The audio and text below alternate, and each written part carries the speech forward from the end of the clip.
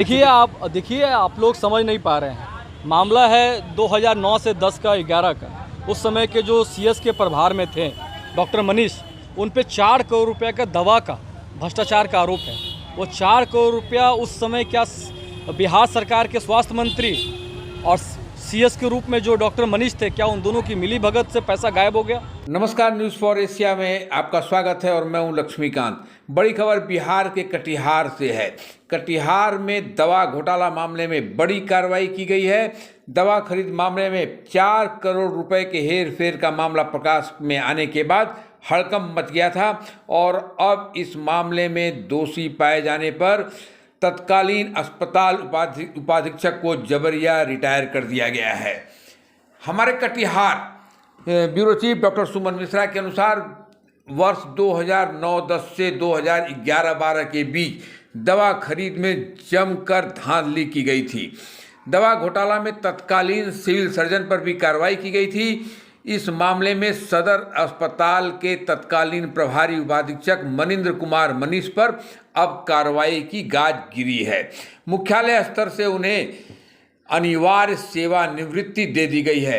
Doctor Manish वर्तमान में सदर अस्पताल स्थित एसएनसीयू के चिकित्सा पदाधिकारी हैं और कार्रवाई का आदेश जारी होने के बाद उन्हें अपना प्रभार अस्पताल उपाधीक्षक को सौंपने को कहा गया है।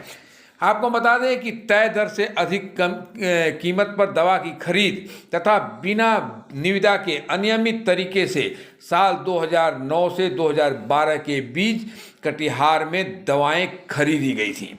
इस पूरे मामले में सप्लायर तत्कालीन सिविल सर्जन की मिलीभगत से 4 करोड़ से अधिक का घोटाला किया गया था।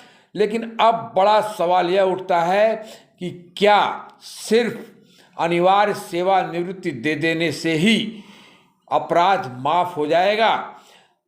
क्या इस मामले में उस समय के स्वास्थ्य मंत्री की भूमिका भी संदिग्ध नहीं है? अब इस मामले को लेकर के युवा राजद के आशु पांडे ने भी सवाल खड़ा किया है। आशु पांडे का कहना है कि इस पूरे प्रकरण में उस समय के सीएस के प्रभार में डॉक्टर मनीष थे, उन पे 4 करोड़ के दवा का भ्रष्टाचार का आरोप था, गबन का आरोप था। उन पर अभी कार्रवाई की गई है, लेकिन मगर सवाल यह है कि क्या वो 4 करोड़ रुपए घोटाला हुआ जिसको डकार लिया गया, क्या उस समय के स्वास्थ्य मंत्री और कटिहार के वर्तमान सीएस उन दोनों की मिलीभगत नहीं थी? आखिर वो 4 करोड़ अब गए कहाँ? जनता जानना चाहती है कटिहार की कि वो 4 करोड़ है कहाँ, और वर्तमान स्वास्थ्य मंत्री को भी यह बताना चाहिए कि वो 4 करोड़ रुपया किसी मंत्रालय के थे। वो 4 करोड़ आम लोगों के टैक्स का पैसा था। आशु पांडे का कहना है कि 4 करोड़ का मसला अब भी बरकरार है और स्वास्थ्य विभाग को यह बताना चाहिए कि वह 4 करोड़ कहाँ है। सिर्फ सेवा से हटा देना कोई सजा अभी नहीं है। हम इस मामले में नज़र बनाए हुए हैं, देखते हैं इसमें आगे क्या कार्रवाई होती है। आप हमारे साथ बने रहें, धन्यवाद। पहले का मामला है, पहले से विभागीय जांच चल रही थी और इस जांच का प्रतिफल है, अधिगम है कि उन्हें प्रीमेच्योर रिटायरमेंट दे दिया गया है। इसलिए उनका चार्ज अभी उपाधीक्षक को सौंपकर वो भार मुक्त हो जाएंगे। क्या था सर मामला क्या? डिटेल मामला तो मैं नहीं जानता, लेकिन इस मामले में है कि कहीं ड्रग परचेज वाली बात है और इसमें जो भी पार्टी है, सरकार का जो निर्णय सामने आ गया है और बाकी जो उससे अफेक्टेड पार्टी है वो अपना खुद निर्णय करेंगे आगे क्या करना है उनको। तो क्या आगे की कार्रवाई होगी उनको?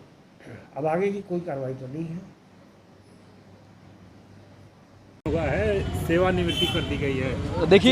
देखिए आप लोग समझ नहीं पा रहे हैं। मामला है 2009 से 10 का 11 का। उस समय के जो सीएस के प्रभार में थे डॉक्टर मनीष, उन पे 4 करोड़ रुपए का दवा का भ्रष्टाचार का आरोप है।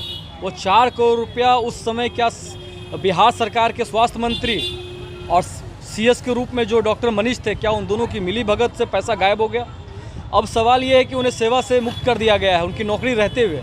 इस कार्रवाई से हम लोग संतुष्ट नहीं हैं। सवाल ये है कि कटिहार की जो गरीब आवाम है, जो टैक्स के रूप में जो दवा का पैसे देते हैं, उस पैसे का 4 करोड़ रुपया आखिर है कहाँ?